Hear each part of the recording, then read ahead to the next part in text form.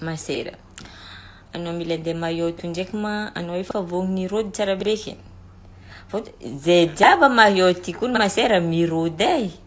Tsao mahita wera-werany amin'ny Facebook mirôdy zay jiaby. Na lefa manambady nazahoagna vady mbala fandafasagna jiako hely fa bako nazy vady tsy hemindreo rodegna ty bokany mangala vady masera.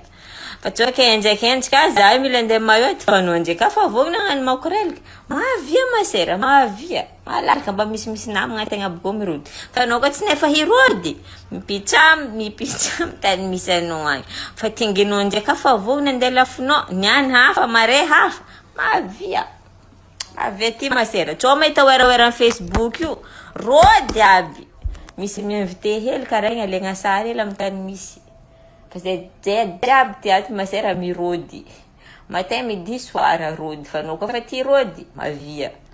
Tsy olo jiaby nava maillot ty makorely anao doko mety nagnano makorely teto volagna za nagnano makorely fa anao zao mivolagna olo anao ivolagna ataovanao tompony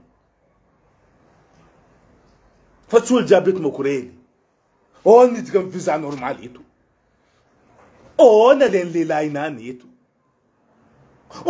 nalainy vadiny eto nandesiny zanany boka izy naveto.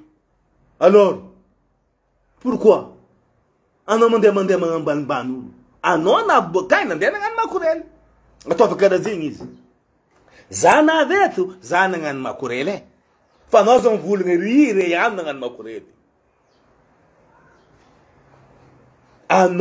ataova anao fa aza atao hiro koa hiro zay zao nagnano makorely naveto nagnano makorely zay naveto andre tapy change